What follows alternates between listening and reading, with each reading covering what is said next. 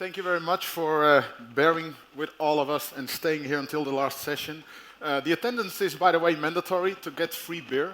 And at the end of the session, I will give you a keyword that gives you that free beer. So, good luck. So, thank you very much for attending the session again. Sorry. My name is Jorge Almeida Pinto. I'm a senior incident response consultant working for Paris. I'm one of those guys that gets called when a customer is breached, compromised, ransomware, whatever. Anything happened with their AD, and we're going to help them to put their AD back up and running again as soon as possible, and then anything that's related like ADFS, Azure AD Connect, connecting to Azure AD, etc. Paris, a cybersecurity company that focuses on all the stuff that I just mentioned, and they provide services and solutions before, during, and after the attack. So last year, for those of you that were here, I talked about resurrecting AD after a ransomware attack, where during my presentation, while I was talking, I was performing a forced recovery in the background, and at the end of my session, the forced recovery occurred. So this is basically, let's say, a follow-up session where I, let's call it talk and explain to you, questions are, by the way, welcome, what you need to do in terms of a reconnection with Azure AD if you have performed a forced recovery, because it's important to know what you need to do, because you cannot just turn things on. So, if you do a forced recovery, what happens? At some point in time, your AD goes down the drain. Let's assume it's burned to the ground, everything is gone. You have a backup of yesterday. Let's say that backup has a very bad security, but you also have a backup of, let's say, 10 days ago. And that backup has a very good security. What I'm trying to say with this is not just you need to perform a backup and, of course, the recovery, but which backup are you going to choose? Although the oldest backup, the one that's 10 days old, has the best security, it will give you the most headaches. Why? The differences between, let's say, today and 10 days ago can be huge. Think about in objects that do not exist, objects that do exist, especially also the password changes and anything else that's time related. So, and also of course group memberships. If you go back to the recent backup, the security might be bad, but it's most recent. And although it's most recent, you will have the least of headaches in reconnecting again. It doesn't mean you're free of doing nothing, no. You still need to fix the security. After a forced recovery, you need to assess the security and then fix whatever needs to be fixed. And the security can be fixed until a certain level so that you can go back to production again. Let's say you have an AD, you've got a few objects that exist in AD and also exist in Azure AD, and everything is happy and in sync. Oops, an attack, breach, ransomware. You need to perform a forced recovery. You go back in time, and as you can see, objects, the first objects and the third objects do not exist in this backup because they were created after the backup. And if you look at the fifth objects, they do exist, while in their AD and Azure AD, they have been deleted. So you need to think about that and perform a gap analysis. Azure AD in this case knows most or more than your AD itself. So it's a good option to use your Azure AD and check what your AD doesn't know about, either way, as in objects that do exist again and objects that don't exist anymore.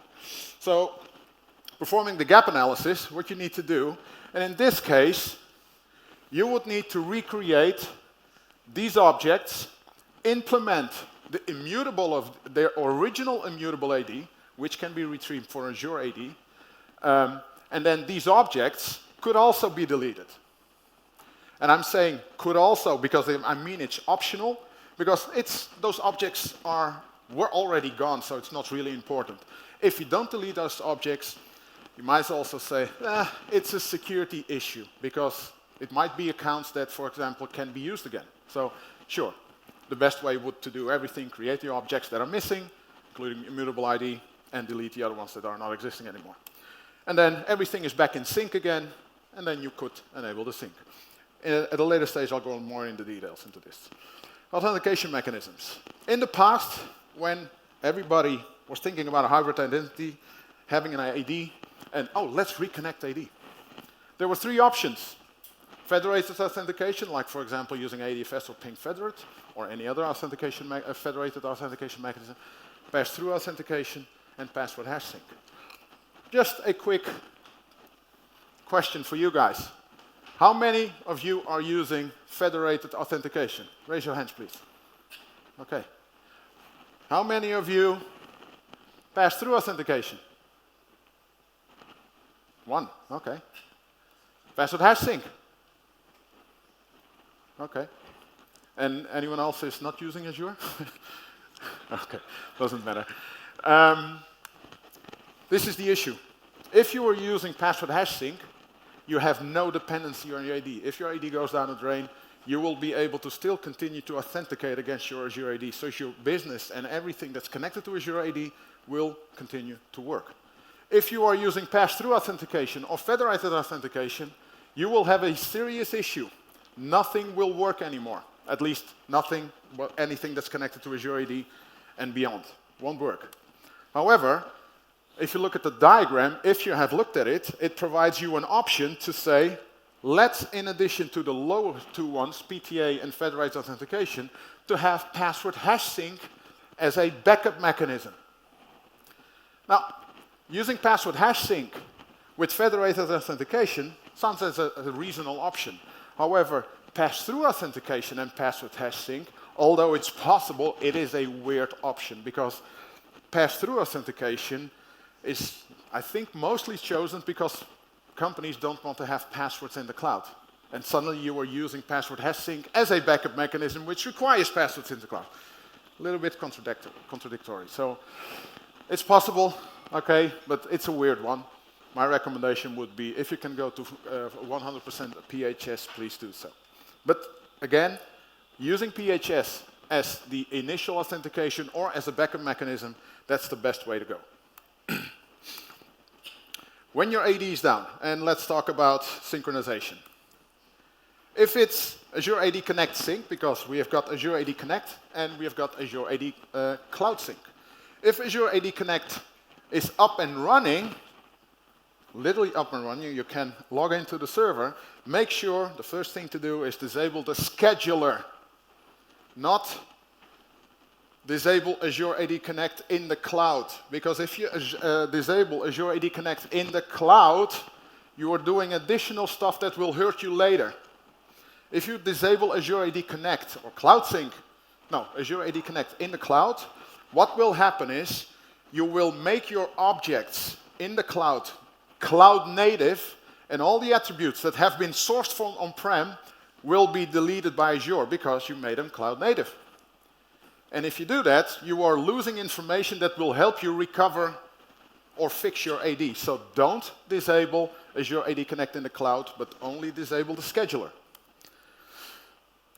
If it's Cloud Sync, disable the configuration in Azure in Azure AD. It's just the configuration. It's a different pane, but okay. And again, do not delete the configuration because deleting it, again, will have its consequences. If you have password hash sync, as I mentioned earlier, there's nothing to do here. Everything will continue to work with regards to anything connected to Azure AD. If you're using pass-through authentication, you will have an issue unless you have password hash sync as a backup mechanism. And to move from PTA to PHS, you would need to disable PTA. You need to download the agent, and then using the PowerShell module of the agent, you disable PTA, and automatically it will switch to password hash sync. And of course, make sure to test this in your test plans when you do DR exercises. Federated authentication, again, it will hurt if you don't have PHS as a background mechanism. If you do, then you have to convert your domains from federated domains to native domains. And after that has happened, your users will be able to authenticate using Azure AD itself. Depending on the amount of objects, it takes its time to do the whole conversion of everything. Again, as soon as you're done with the whole recovery part and everything is back to normal, rethink what you're going to do.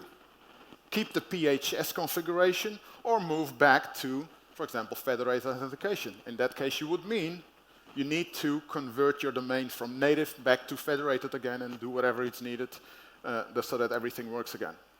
In addition, watch out for all those password changes that may have occurred in the cloud.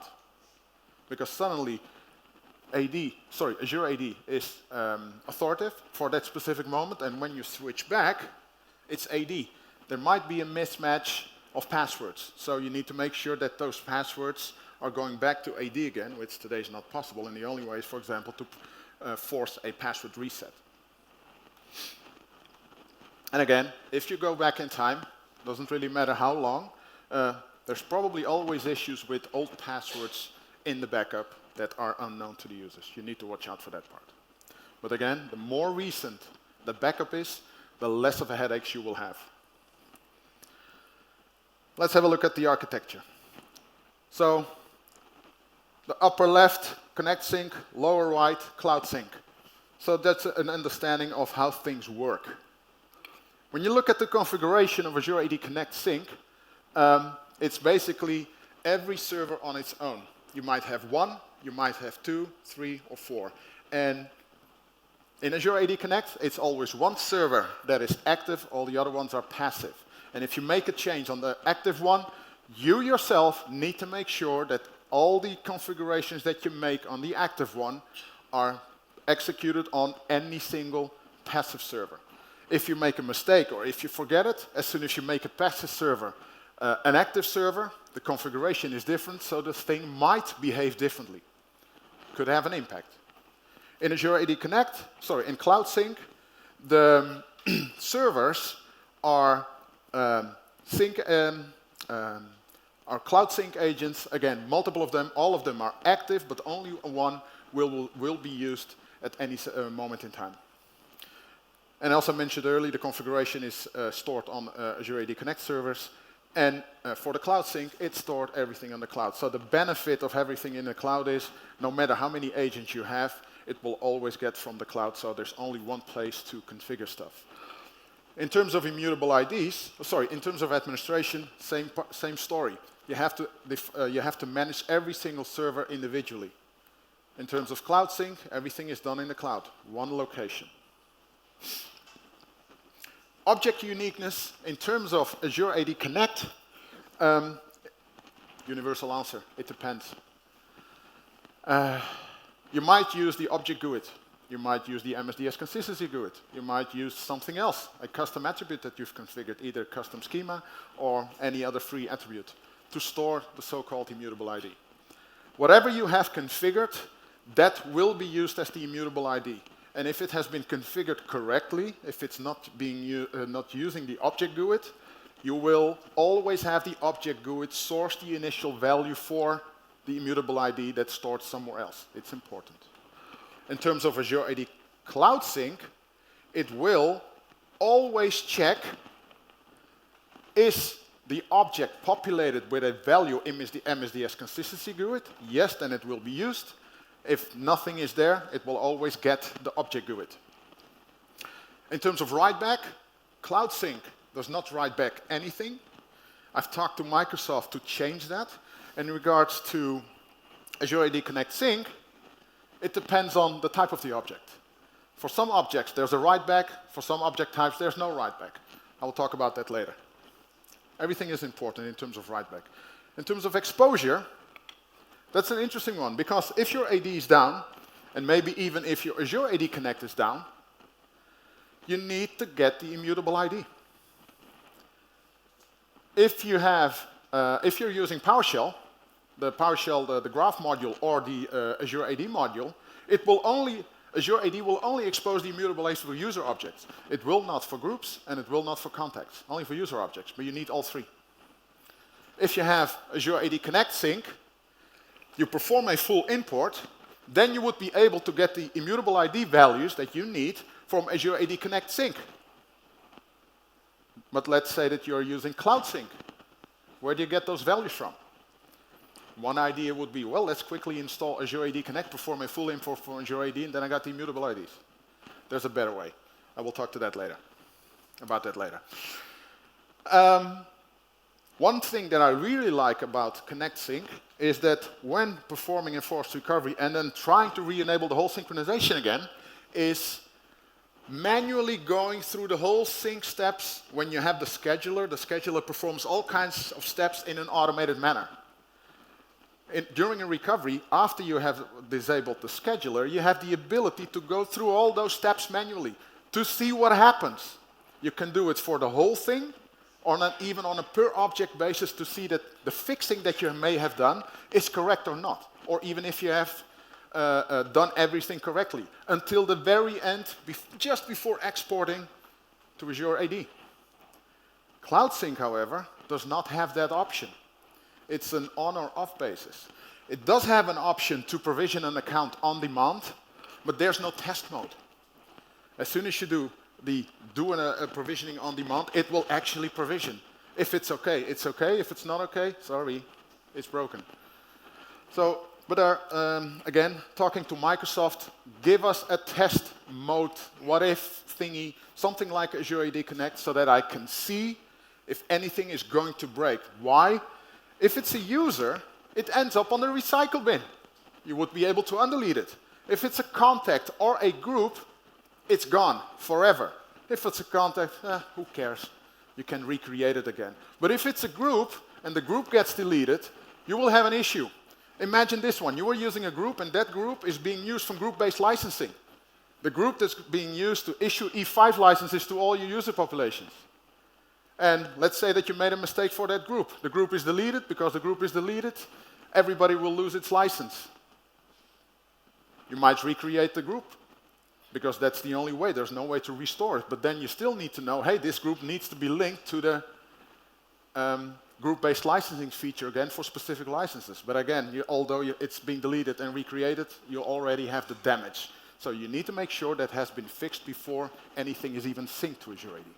So Cloud Sync in this case is a little bit painful, although Microsoft wants everybody to use Cloud Sync. Let's reconnect. Okay, first, determine, are you using Connect Sync or Cloud Sync? As you can see, as you've heard, it really depends on the steps that you need to make. But overall, the story is the same. It's just how you get there. That's the difference. Let's assume a starting point. Your AD has been recovered. It's back to production. The synchronization, schedulers, whatever, everything has been disabled, so there is no automatic sync, so that you can fix wherever it needs to be fixed. And it could be that either Cloud Sync or Connect Sync also needs to be reinstalled. Depends. There are so many scenarios, but okay. But that's only if those are down. Let's assume it's down. If it's Azure AD Connect and it's down, if you have the next finish installation, you're lucky. Then use the next finish installation. But what if you don't have a configuration export? How are you going to rebuild this configuration? That's only possible if you have ever exported it or you have documented it. But let's say you have nothing, you have to look at a few things. Which OUs are being synced? The server configuration itself, but also your flows.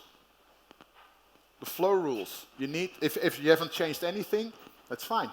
But if you have changed the flow rules, or at least have created new ones, you need to create the same so that you get the same behavior before the whole thingy.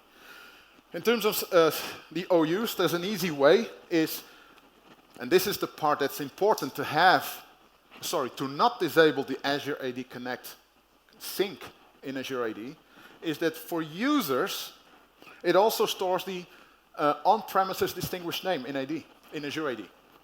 So by getting all the users, you get all the distinguished names of every single user, get the parent object, get the unique list, and then at least you have a best effort list to reconfigure all OUs. Everything else, good luck, if you don't have anything documented or exported. If you do, first disable the scheduler. That's important, if it's up and running. Immutable ID. Either you know which one you have, or if you don't know, well, check, for example, if there is something with, I don't know, base64 values. MSDS consistency GUID. If there's a value in it, it's most likely being used by Azure AD Connect. If there you can't find anything, most likely it's the object GUID. If the server is up and running, check the configuration of the server, but also check the join rules. And most likely many will tell you to only check the server configuration, but you also need to check the join rules on both sides to make sure that the whole logic is correct. Because I found out that the latest, well, probably all the versions, have an issue with some rules where things won't work after a recovery, because there are rules that are missing. I will talk about it later. If the immutable ID is the object GUID, upgrade to the latest version of Azure AD Connect first, if you're not already using the latest version. And then migrate to the MSDS consistency GUID, so that you have the ability to inject the values that are missing, and then having Azure AD Connect read those values to reconnect the objects that were created and were missing. If you are using federation, you also need to update your federation systems to start using MSDS consistency GUID. If you have used Azure AD Connect to configure your federation system, in this case ADFS, it will be done automatically. If you've done it manually or you're using another federation system, you still have to do it manually yourself to make sure that everything works in terms of federated authentication. At the end of the configuration, the wizard, the Azure AD Connect wizard, there's always an option to enable or disable the synchronization at the end. Do not enable the synchronization, because it will start synchronizing, and that's specifically what you do not want until everything has been fixed. Okay, this is about the part regarding the sync rules in Azure AD Connect. There are 3 objects, and let's start with the user object. So, for a little bit of explanation in terms of Azure AD. Azure AD Connect. This is Azure AD Connect, consisting of a few components.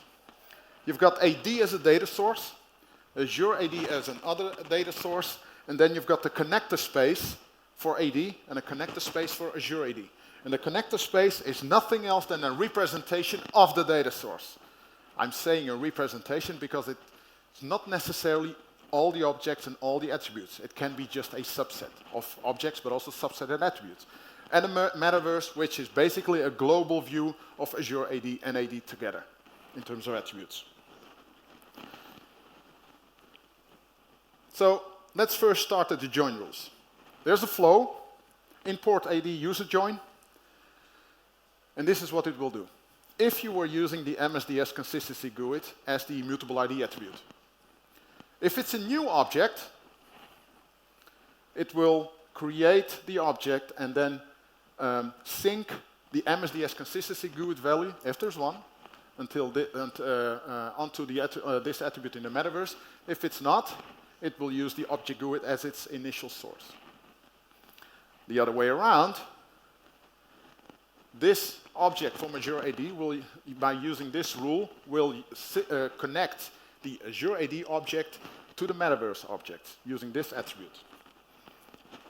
And that will only happen when the source anchor has a value. And that happens in those next transformation rules. So there are 3 of them that are basically, these 3, that are basically doing the same thing. It's a little bit of duplication. I don't know where Microsoft did it, but okay, it's there.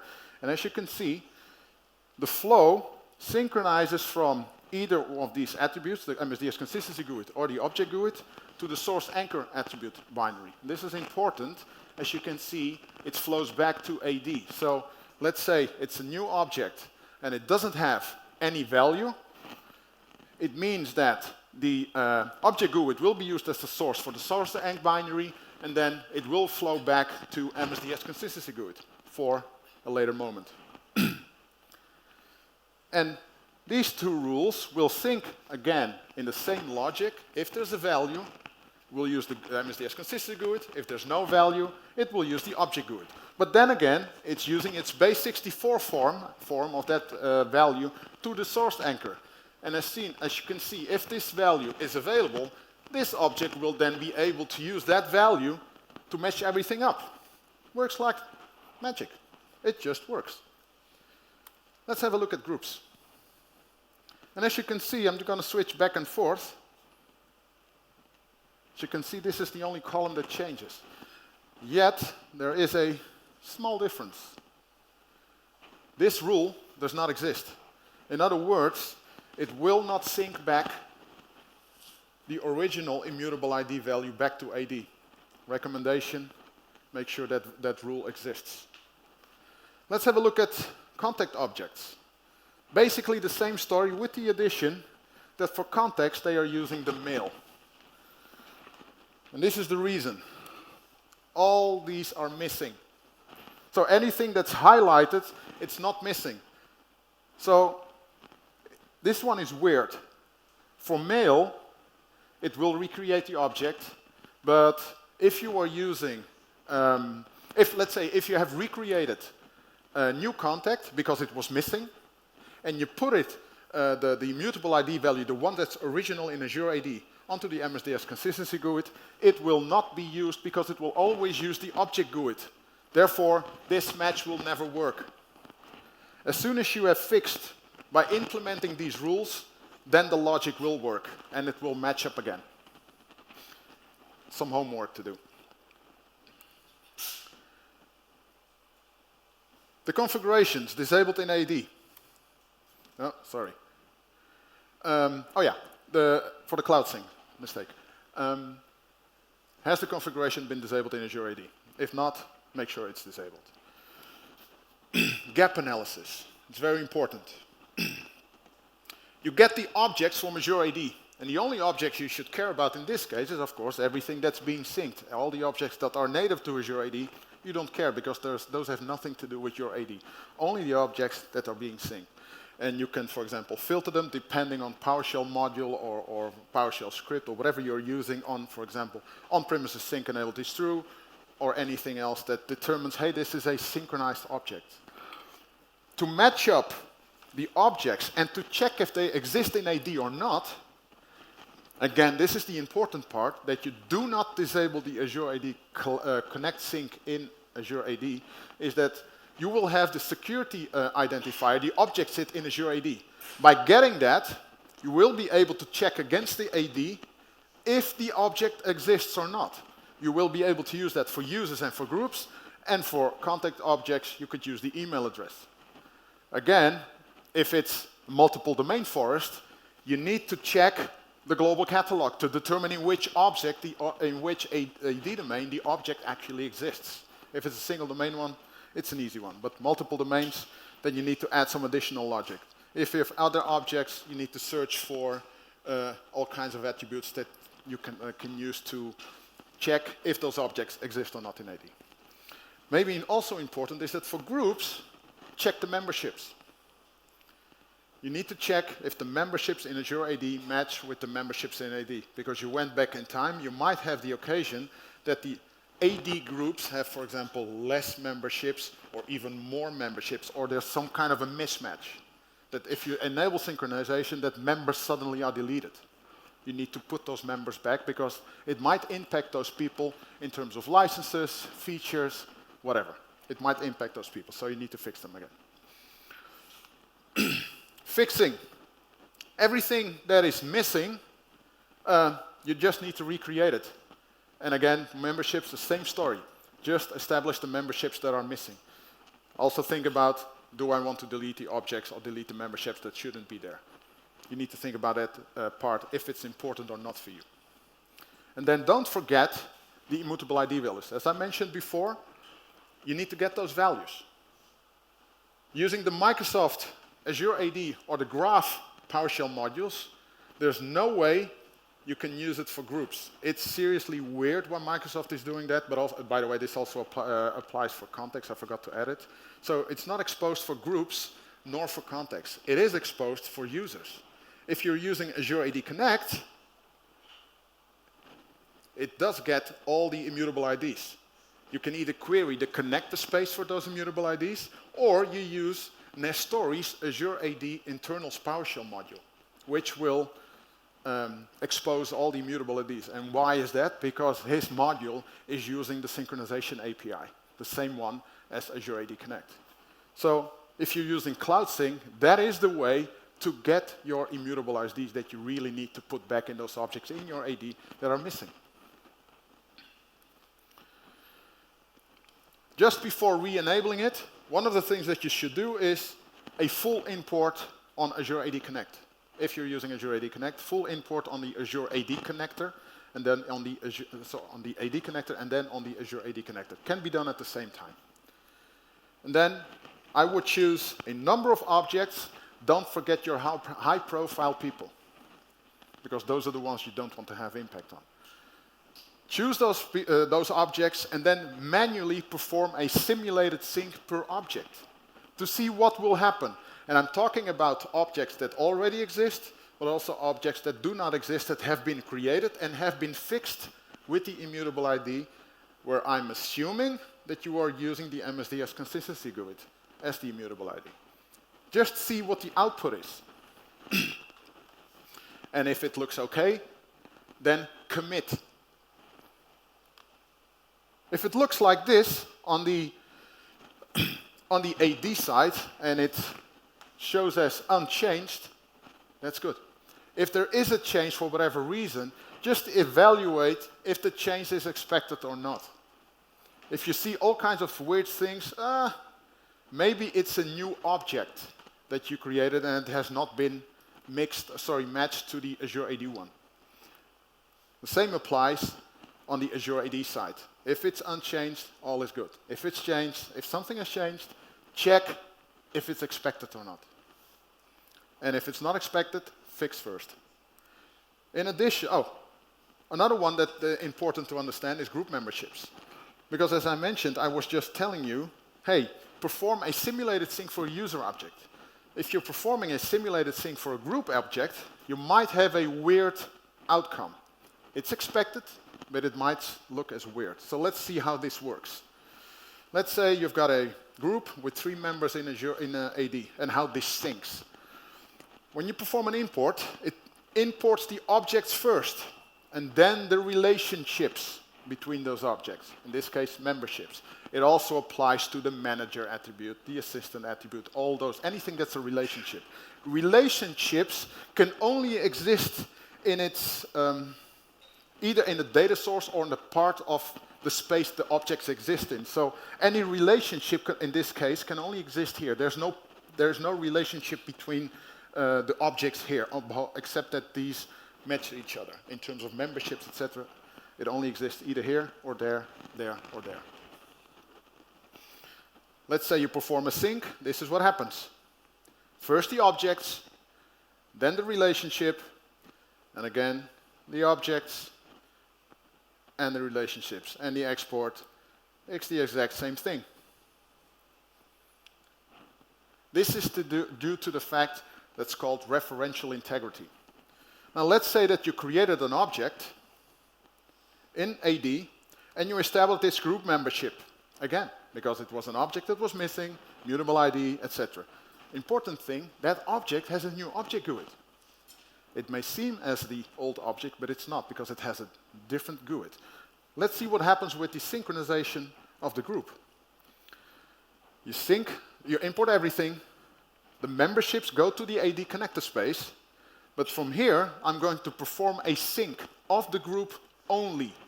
So you perform a sync of the group, and then the memberships go after, and this is what happens. Why? Because this new object has a new object GUID, and it does not match anymore with the old one. That's why the old membership will look as deleted. And that's the part that may look weird to you. It is expected. If you would perform a sync of all the objects, then it would be okay. And again, this is what happens if you continue with the whole flow. Important is that after performing a sync of individual objects to see what the behavior is, perform a full sync within Azure AD Connect and let it finish. And then on the Azure AD connector or management agent, whatever you prefer to call it, you need to have a look at the pending exports. The adds, the modifies, and the deletes. The adds means I'm going to create new objects. Probably it's expected because you create new objects. Modify and delete, those are the tricky ones. If anything is going to be deleted, it could be it's expected, or something still needs to be fixed in your AD. And if it's not expected, do not perform the export, because then the export will delete the objects in your Azure AD. If it's an update, in this case an update means, for example, adding members and removing members. Have a look, in this case it's a group, the upper one it's a group. See what the membership does. So as you can see, it's very important that all the fixing in your AD is done correctly. At least Azure AD Connect allows you to check everything along the way from beginning to end to see what is the end result. Am I okay or not? The whole stage, what you should do, very quickly, the performing a full import on AD side and Azure AD side 1B, 1A can be done at the same time. You can do it individually or at the same time. You then perform a full sync for the AD connector, a full sync again, Azure AD, just follow all the steps, and if in the end you can export and it looks okay, then export. But make sure you are certain that objects are not going to be deleted. At least it's not expected. This is the Azure AD Connect sync part.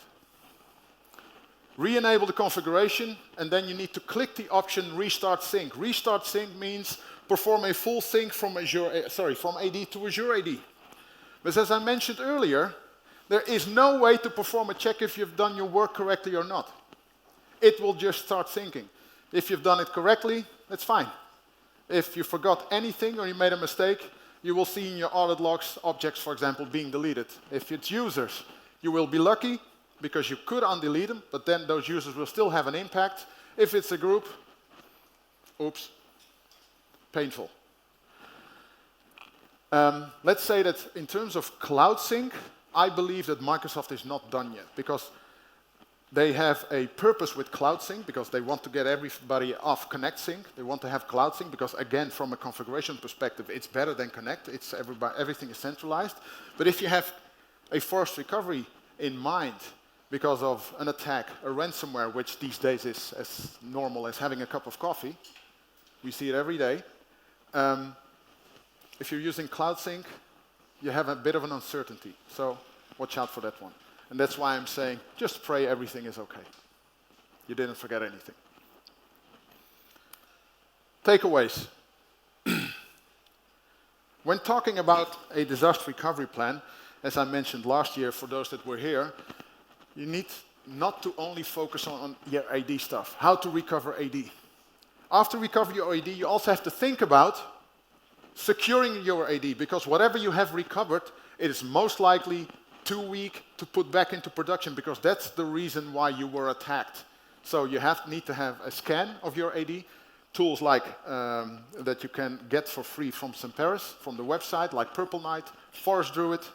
Those tools can help you make an assessment and see, okay, what is wrong? And what are the short-term things, because you will create a list of short-term, mid-term, long-term things. Focus on the short-term things, anything that needs to be done before going back to production, like, for example, new admin accounts, cleaning out SPMs on admin accounts, cleaning out the high privilege groups, etc., etc. Can be a whole list. Weird permissions, you name it. But then again, how about Azure AD? How about ADFS? How about Azure AD Connect? Anything that's in that ecosystem to make your company work needs to be taken into account. Make sure to have PHS, password hash synchronization, either as the primary authentication mechanism or as a backup. It will hurt you if you do not use password hash sync.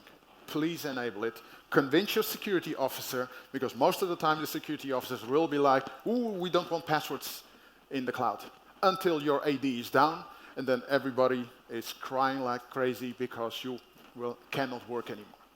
At least having password hash sync makes sure that you can work again, or continue work. Object GUID. If you have not been using MSDS consistency GUID yet, make sure to use the latest version and perform the migration to the MSDS consistency GUID attribute so that you are safe. But at the same time, also fix those synchronization rules to perform that whole thing that, as I mentioned. I'm assuming that the presentation will be available later on so that you can see what you need to do and need to fix. Have a look at it, test it in your test environment, and you will see that it will help you. Important, because if you need to rebuild your Azure AD Connect or even your ADFS or any other system, make sure to have configuration exports from Azure AD Connect, ADFS, and whatever you have there. And of course, secure those to make sure it's not lost during your ransomware attack. That's the worst thing that can happen. Think you have backups, and then in the end finding out that everything has been ransomwared. So everything that is a backup or an export, make sure to have a duplicate offline location somewhere else, in the cloud, somewhere else, as long as it's secure and maybe even immutable. Automate. This whole fixing thing of performing a gap analysis, recreating the objects, re-injecting the immutable IDs, to me it's simple. But I've done this, and it can be a huge amount of work. And if you have automated stuff like getting the values, getting the objects, performing the gap analysis, then the ability to recreate the objects, putting everything back in and fix whatever needs to be fixed, it's so much faster. If it's just 10 objects, sure, you will be able to do it manually. But if you're talking about 100 objects or thousands or whatever, because of whatever reason, automation is good. If you think about, yeah, but if I have the recent backup, the difference is less. That's true. Just to give you an idea, about 6 to 7 months ago, I've helped a customer. It was not due to a ransomware attack, but they had to go back, because ransomware is a scenario that we are talking about, but they had to go back in time 2 months because of the backup. Although they had a backup, for example, yesterday, we had to go back 2 months. The main reason was their AD was in such a bad shape, and in this case, bad shape means all the domain controllers in the domain had a corrupt database. So we had to find a backup. 2 months ago was the backup that we found that did not have a corrupt database. Because there is no point in restoring the backup of yesterday, because that one also has a corrupt database. So they had to go back in 2 months in time, and then we had to fix everything again. Then we fixed the live AD because it was still up and running. It was not due to an attack, compromise, or whatever, but also using Azure AD for the immutable stuff, etc. So everything together, we were able to fix everything and put everything back up and running again without any issues. So make sure to automate and backups, check your backups, DR plans, etc., etc. Have a look at the session. I don't know if they are still available or not, of the session of last year about the disaster recovery presentation that I delivered. Questions?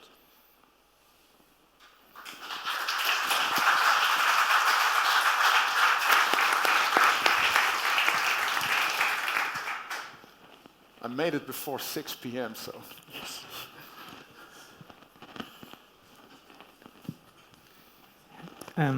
I have 2 questions. Thank you for your talks. And the first one is for backup, like 10 days. How long it takes to recover, to synchronize the ID on premise and the ID on the cloud, the Azure ID. And the second one is, usually when attacker take control of your domain, you have to rebuild your Active Directory on premise. In this case, what's the best approach for your Azure ID? Like, you trash everything, or you rechange all the password of your account on Azure? Okay. Your first question is about how long it takes to recover the AD itself or the connection between Azure AD? Yeah, the connection, yeah. Okay. The universal answer, it depends. Yeah, but sorry, I mean, but it's for like. So to give you an idea, is Azure, let's assume that you are using Azure AD Connect. How many objects do you have? I don't know. It's because also depends, let's say that Azure AD Connect is a resource hog, and the more objects you have, the more impact it will be in terms of the speed of syncing up everything. Because if you remember the connector space, the sync, the import, the export, all those steps need to be performed for, let's say, all the objects. If Azure AD Connect is not down, you still have to perform the full import. Why? Azure AD is, let's say, of course it's up and running, but it's up to date. Azure AD Connect may or may not be up to date, but you need to make it up to date again. And because your AD went back in time, you still have to perform the full import to make sure you have everything, and then try to glue everything together again. So how much it takes, it really depends on how many objects, etc., the power of the machine, etc. There are companies, and by the way, very good question, because I'm talking about a full import and a full sync means everything, because it's everything. If it's a delta, which in this case won't work, then it's quicker, of course. And very large companies are afraid, and I'm talking about the serious ones, hundreds, thousands of objects, are afraid of, let's say, upgrading Azure AD, just upgrading Azure AD Connect. Why? Because when you upgrade your Azure AD Connect, it might update the synchronization rules. And although the data on the objects did not change, as soon as the synchronization rules have been updated, a full sync is required. Means processing all the objects to see if anything is needed. And that takes time. And that's why some are afraid of running it, because it might take days.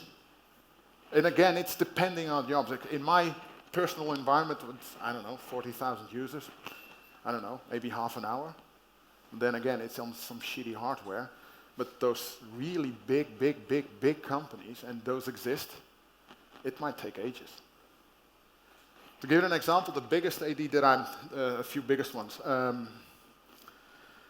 The biggest AD I've ever heard about, not going to name any names, to protect the innocent, 1,100 domain controllers, 325 domains. Try to sync that beast.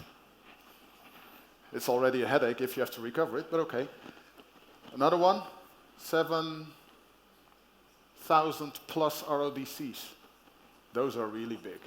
It has nothing to do with your question, but it gives you additional headaches in how to approach things. Oh, and the other one was about passwords.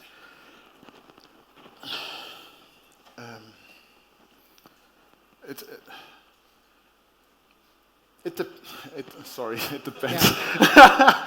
But why does it depend? Let's say that the attacker got a copy of your DIT.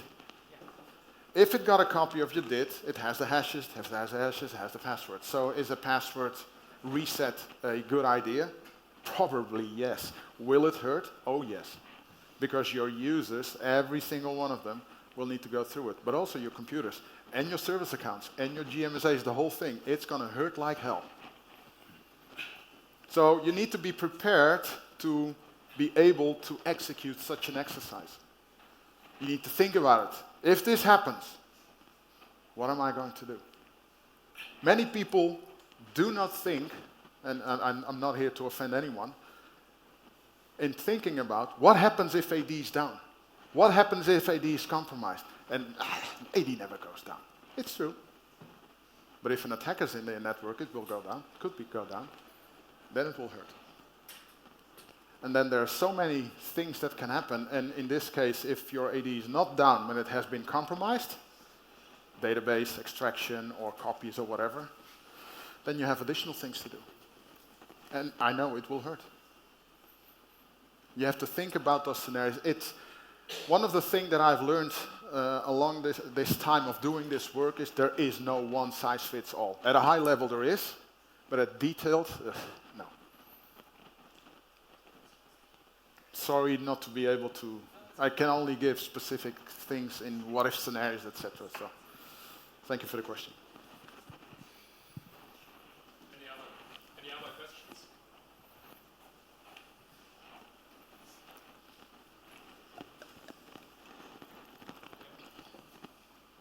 I think there's one last question. What's the code word Free beer. So thank you so much for attending this session. And if you have questions, feel free to contact me.